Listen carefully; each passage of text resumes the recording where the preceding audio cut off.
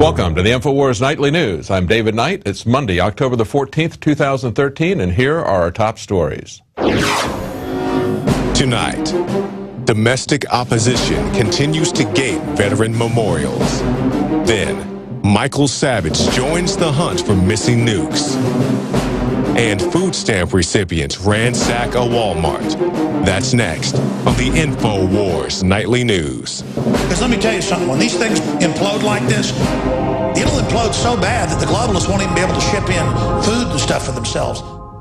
Well, it was just 5 weeks ago that INFOWARS broke the story of nukes being moved secretly at Dyess Air Force Base. Now, these were nukes that were not supposed to be there, and we were told that they were going to South Carolina. Later, we found out that Lindsey Graham was fear-mongering about terrorist attacks, nuclear terrorist attacks in Charleston, South Carolina, and we learned that the number 2 missile commander was dismissed on that same day.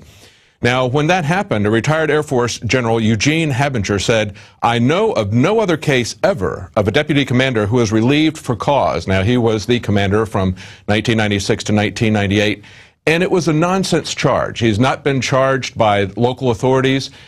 But then it got much stranger on Friday. The number 1 commander of missile commands, nuclear missiles, was dismissed. And no one else other than INFOWARS and Michael Savage are interested in reporting this story. The crony media isn't interested in investigating anything about nukes being moved or even what appears to be an unprecedented purge of top-level nuclear commanders. And the fact that these firings were leaked in an email. And the email said that it was due to a lack of trust over a temporary assignment. This is a general who's in charge of all the nuclear commands. I wonder what kind of a temporary assignment he might have been on. Now, of course, it also is interesting to note that the general who relieved him of command had previously been in charge of space and cyberspace. Now, that would have obvious connections to the surveillance state. So the crony media is not interested in covering this, and I guess that is the real story. Now, also breaking on this weekend, if you remember, Obama is shutting down everything, right? He shut down all the memorials in Washington. These are memorials that are out in the open where there's no entrance fees. He even tried to shut down the Grand Canyon and thousands of miles of the Atlantic Ocean. But when he tried to keep World War II vets away from their memorial, that was a bit much for most people. And this weekend, they took him on. They took down the barricades and they defiantly but peacefully took them to the White House and stacked them in front of it. Now, today, they put them right back because Obama just doesn't realize what a PR disaster his behavior is. He's acting like a petulant, spoiled brat. And look at this video footage of this guy just spoiling for a fight with the veterans, egging them on. Isn't that disgusting? I mean, Obama is saying to the World War II vets, you didn't build this. And for once, he's right. They fought for something very different than the kind of government that we're getting from Barack Obama. Now, there was another confrontation at the White House this weekend, and this was from a Nobel Peace Prize nominee who lost to Obama for the Nobel Peace Prize. Malala is from Pakistan, and she confronted him about drone strikes, and she pointed out, she expressed her concerns that drone attacks are fueling terrorism. Innocent victims are killed in these acts, and they lead to resentment among the Pakistani people. That's right, they actually create more terrorists than they kill.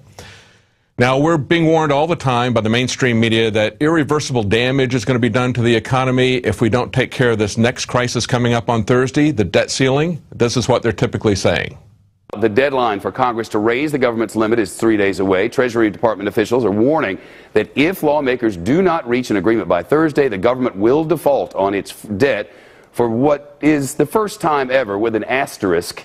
And I say with an asterisk because after the War of 1812, it happened for a brief time. And then back in 1979, because of a sort of technical glitch, it happened again very briefly because Congress delayed raising the debt ceiling. Anyway, this would potentially cause irreversible damage to our economy.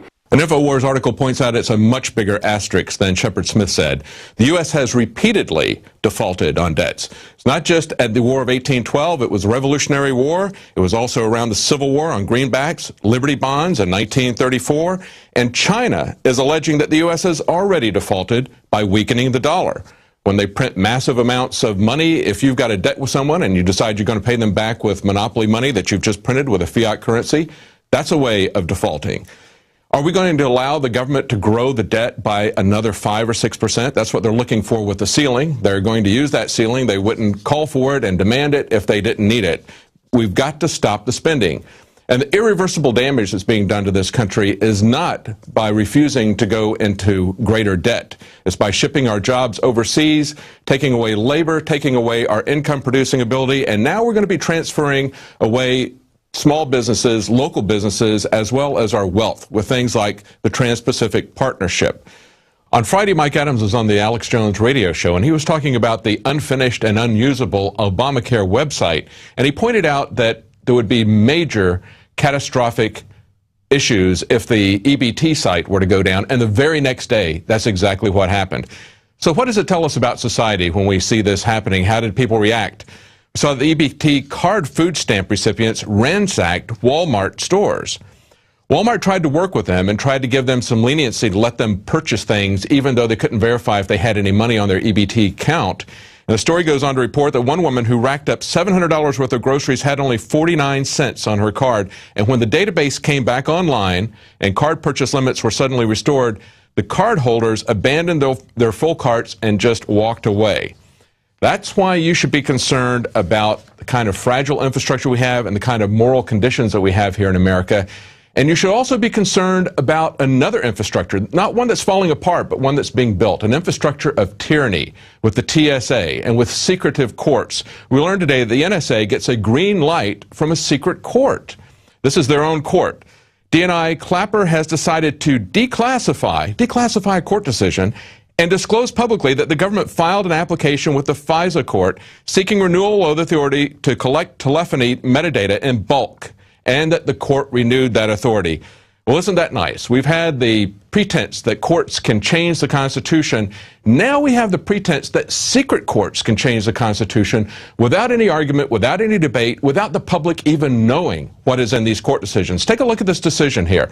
It shows, first of all, notice that we've got about 15 lines blacked out describing who and where they're going to be getting tangible things from. And then look at the top and bottom of every page. It says top secret. There is no reason for any court in America to have a top secret decision. The U.S. needs to know about that. They pretend that they're changing the Constitution. They aren't. The emperor has no clothes. And yet what we hear today is in direct contradiction to that. We see that Sensenbrenner, who was one of the ones who put together the Patriot Act under George Bush, is now saying that he's going to put the NSA bulk collection of data out of business. He says it's time to put their metadata program out of business. Well, since he wrote the Patriot Act and since he hasn't really been involved in civil liberties for the last 12 years, is this anything more than a head fake?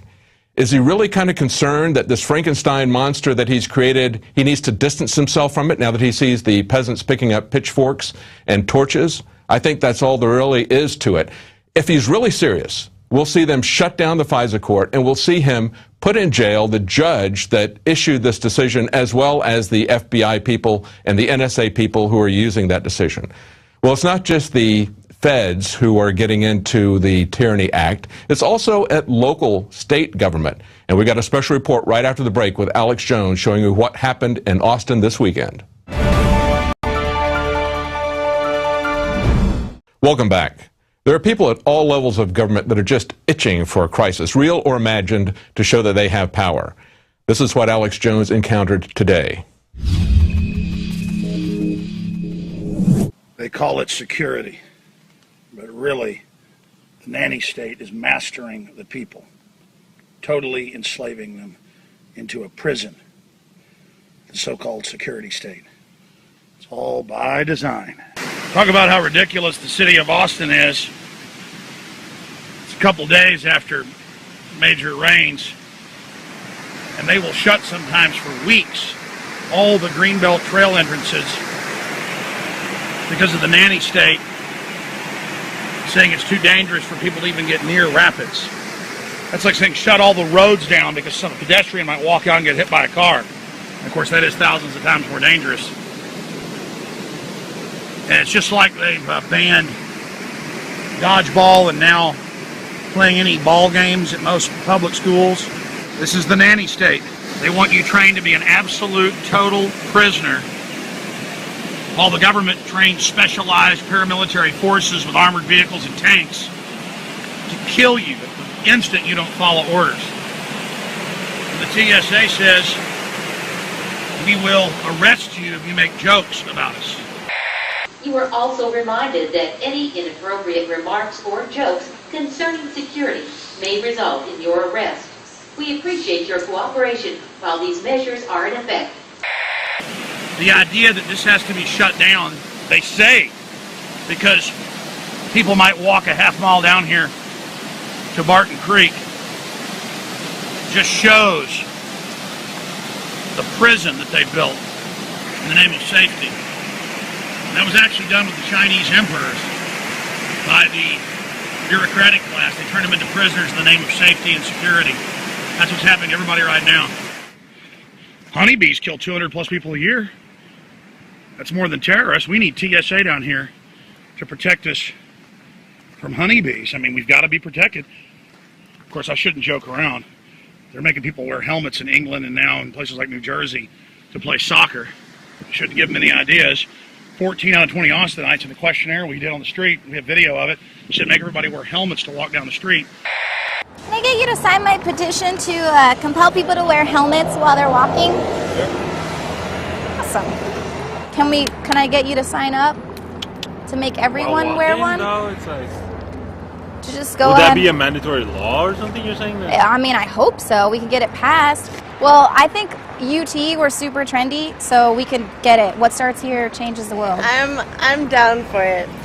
We can't be trusted, and that's why if we can just make this a law, a rule that we can enforce. Yeah, no, of course, tickets for anyone without helmets. Godspeed. You can do it. And of course, when I started walking up here, a woman said, hey, you can't go down that path. It's closed. I was getting out of my car. She was getting in hers. I walked past her. She came about 100 yards out of her way to follow me up to the entrance of the path to say, hey, it's closed. You can't go in there. And she said it with authority and pleasure. I said, you know what? I don't pay attention to bureaucratic baloney. I'll go down here on my own risk. Oh, I'm so daring to walk down in America down a forest path. I guarantee you, when we put this on the nightly news and then it goes on YouTube later, there'll be people that agree with the system. Guaranteed. And that's just the example of what I'm talking about. That poor woman wouldn't go out of her way to defend liberty, the Bill of Rights, the Constitution. She wouldn't dare go to the NSA and tell them stop spying on her illegally. She would just come up aggressively and with pleasure because she believes she's enforcing for the state and tell me, hey, you don't go down there. Oh, look right here. Looks like folks are already awake in this area. How crazy is it to walk up and see that? Okay, bro, you're a jogger I see down here sometime. Yeah. You just came running from another angle, and you told me you've seen them writing tickets? Yeah, sure. They write tickets for lots of stuff out here. Park closed. We should get away from the street. Really? Yeah. Really? Yep. Amazing, bro. Thank you. They'll write you a ticket. I'll see you on the... All right, thanks. Well, there you go, folks. Total prison. Alex Jones signing off for now for INFOWARS.com. Follow us on Twitter at RealAlexJones. Well, a power grab that we should all be concerned about is the much larger power grab of Agenda 21. And if you want to learn about that, you can get Behind the Green Mask by Rosa Corey at the InfoWarsStore.com. Find out how they're going to use local tyranny to take over not just green spaces for a weekend. And if you're watching on YouTube, please consider getting a subscription to PrisonPlanet.tv. You can watch that along with 10 other friends simultaneously, and it helps to support our operation here. Now, speaking of YouTube, one of the larger YouTube channels hosting InfoWars content is ChangeDaChannel. That's Ken Webb, and he's got Obama Deception, has about 13 million views on that channel. Jakari Jackson's going to be interviewing him after the break, and he's going to be talking to him about a new narrative, dramatic narrative series that he's putting on his YouTube channel. Stay tuned. And welcome back. Our guest tonight is Ken Webb. He is a political commentator and satirist. You can find him on YouTube as ChangeDaChannel, that's DA Channel, and also on Truth Frequency Radio. He joins us now to talk about his most recent endeavors. All right, thanks for joining us, Kenneth. Hey, thanks for having me. Now, Ken, I'm familiar with your work and the things you do, but for the people who don't know, tell us about ChangeDaChannel and also Truth Frequency Radio. Truth Frequency Radio is a bunch of activists who turned radio talk show hosts, and a bunch of us were at another radio network, and we just all that just kind of folded. So we all went over to Truth Frequency. It's really awesome. A lot of different people, different styles and everything. We also, on Saturdays, we have a roundtable discussion where a bunch of us to get together on Saturday nights from 10 to 12 and talk about things that are going on. My show is from 7 to 8 p.m. Eastern time, and I take a lot of things from YouTube that I do over on YouTube, and I will put it into radio. Also, like I'll do a weekly list. I'll dig from the hat sometimes, pick out topics to talk about. I'll do rants, breakdowns, little mini documentaries in there. So I try to take everything from the visual to the audio out there. Over on ChangeDaChannel, I've been doing that for about 8 years now, and trying to do different styles of videos to present the information. And tell us, Ken, because I noticed you have some new additions where you constantly change your flow and your style, but tell us about some of the more recent additions you've added to your repertoire. The newest one is Monologue with the Revolutionary. It's a fictional monologue set in the future about the revolution to come, as told by a revolutionary living in a new world order. And it goes on. I did 2 episodes of that. It's really good because it's fictional, and I like changing it up and presenting information in this format also, because it's, a lot of the fiction's based on reality.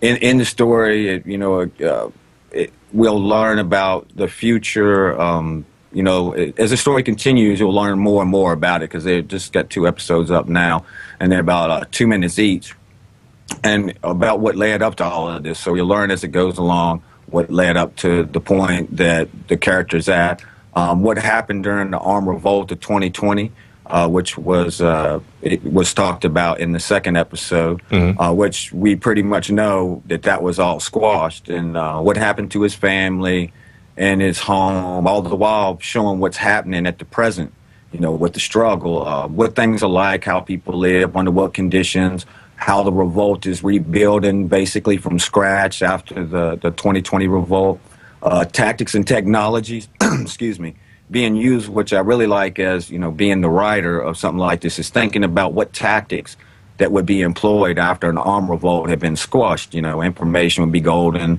how they would organize in such conditions, what their next move would be, because it's, what we do now basically in the information war. So it's a good comparison from the future in fiction to what we're doing now. I mean, we don't have an armed revolt, but the information war is where it is now, but they're kind of forced into no other options at this time. So I'm using a lot of reality in the work of fiction. That's exactly what it is, because we see every day the parallels between fiction and the real world get less and less. We think about 1984, we think about Brave New World, and all these other things going on. So let's talk about some real world issues right now with this current government shutdown. What are your views on that? I'm really wondering if this is this when they're going to make their move. I mean, because I think about it futuristically as what will affect if we default on the 17th. What would happen if they allowed that to happen? Because the powers that be, the puppet masters out there, they could use any of these situations to go take it to the next level. If we default, and let's say people start not receiving their Social Security or veterans benefits or anything like that, people can't go to the grocery store. I mean, I told my mom, I was like, I hope you got some money set back just in case. I'm not saying anything's going to happen. They'll probably come through with a quick fix, and this thing will drag on and on. But there's the other option that they want to do that, because what would happen? People start rioting, raids on the stores at some point, and then they would be able to crack down a lot more. Martial law.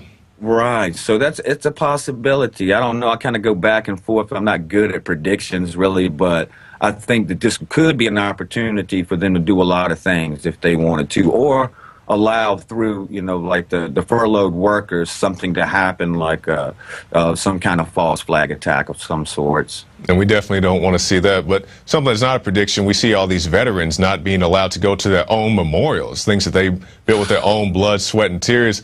And it's just very sickening, in my opinion. These guys go to their own memorial. You can't even get in. They got it taped off or roped off. And your thoughts on that? Hey, that's horrible. Then it's just a telltale sign that they don't care. They do not care about us. They don't care about veterans. And you know how they always, every time they're talking about it, the brave men and women and all this stuff, and they'll drape themselves with soldiers behind them. They'll bring them to the football games and, how they have the kids run out on the field and hug them and all that. Mm-hmm. And they set all of that and then what do they do to them? I mean, look how many homeless veterans that there are out there, the percentage of homeless people that are actually veterans, and that's been for decades and decades, that's been the case. They don't take care of them. They just use the same thing as us. It's sad. I was glad the first day when they just, busted through the barriers and went on, but now the reports are they're just like, they're spending more money on the police there, police presence and all of that, and protecting in that manner than they needed when they just left it open. I mean, it's exactly right. Now, Ken, our time is short, so tell us about, just give us an encouraging word for any activists out there, any commentators out there who may want to get started in the line of work that you do. You just got to have an idea, get the information, research it, and spread it around in any way that you can. Just come up with the idea. If it's nothing but, if it's something like making flyers and posting them around with some information on it, and coming up with different ways and different, means to get people to wake up. Because a lot of times people have to learn things for themselves. So a lot of times you could just put up a flyer with just a email address to some declassified government documents that are out there that if people would actually take the time to read, they would know that this whole thing is just insane. But as long as, and a word of encouragement also is a lot of people want instant gratification in this warlike, the war and the battle that we're in. And I don't think that that's going to happen. I think that we just need to keep on our present course of this information war and always know that as long as they are there, we're going to be there. Exactly right. You can destroy the entire world and say 3 cats, got in a rocket ship and blasted off. You got 3 people. One's going to think they the top dog with their mentality. The number 2 guy's going to sit there and want to be number 2. And there's going to be the third person's going to be the bottom of the barrel. He's going to be the slave to them. He's always going to be number 3. And in that mindset, the revolution will continue. Exactly. Now, sorry to cut you off there, Ken, but our time is short. And I definitely appreciate you, Ken Webb, ChangeDaChannel, that's DA-Channel, and also Truth Frequency Radio. Thank you for your time, man. Hey, thanks a lot, man. And one of the great things about Ken is he posts many of our videos on his YouTube page, ChangeDaChannel. Obama Deception is there as well as many others. But you can also find those on PrisonPlanet.tv, where you can get yourself a 15-day free trial. You can get the Alex Jones Show, the nightly news, the special reports, the rants, and of course, the movies. So be sure to become a member of PrisonPlanet.tv. I'm Jakari Jackson for the InfoWars Nightly News, and we'll see you next time. Alex Jones here to warn you about some of the most important health information you may ever hear. I'm talking about radiation, radioactive fallout, radioactive particles contaminating the northern hemisphere. Conservatively, since the 1940s, the northern hemisphere of our planet has more than doubled its background radiation. In fact, that was before Fukushima exploded. Now the levels are going up and up and up. Fish are contaminated in the Pacific, and the FDA, the EPA, and others, they're not worried about it. They've been raising the levels of what they claim is safe radioactive particles. So after more than 2 years of research into how to protect my family, looking at all the literature, talking to the experts, across the board they agreed iodine is key, but of the family of iodine, nascent, natural, non-GMO, non-factory iodine that comes from the earth is absolutely paramount for your thyroid and other functions in the body. The literature, the research, it's there. It's not my opinion. It is admitted that iodine is essential for the health of our bodies overall, and nascent iodine is the best form. Now, we're announcing the launch of InfoWarsLife.com, and we're going to bring you scores of products over the next few years that we're researching and developing. But nascent iodine is the first product we're coming out with because it's so important, and it's also listed as a fluoride detoxer. It does so many other things. Your body needs it, and when you don't have enough iodine, forget the radiation, your thyroid absorbs the sodium fluoride and other things. Nascent iodine and InfoWars Life Survival Shield in double strength at half the cost of the leading competitors. Please visit InfoWarsLife.com today.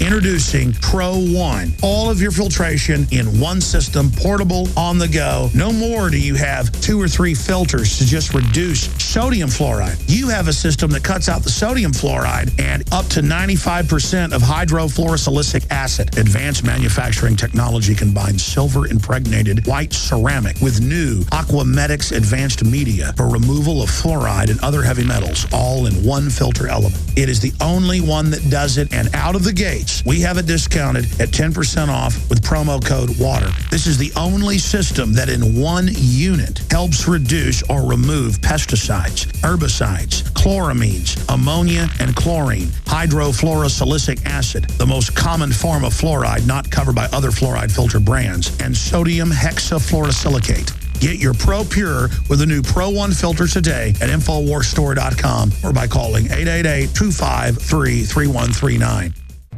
Many anthropologists and archaeologists believe that before man even discovered the power to harness and use fire, we were involved in agrarian activities. That is, taking the seeds of plants and then replanting them to produce more. The very foundation of our modern civilization and human culture is centered around the planting and cultivation of edible plants. Here are some of the amazing deals at InfoWars Seed Center at InfoWarsShop.com. The Survival Seed Vault by My Patriot Supply features only the finest survival heirloom seeds for a robust and hardy garden, even in the toughest times. We also have starter varieties of the deluxe seed packages for fruit, salad, salsa, peppers, medical herbs, and more. Go to the InfoWars Seed Center at InfoWarsShop.com. And remember, the revolution against tyranny is growing.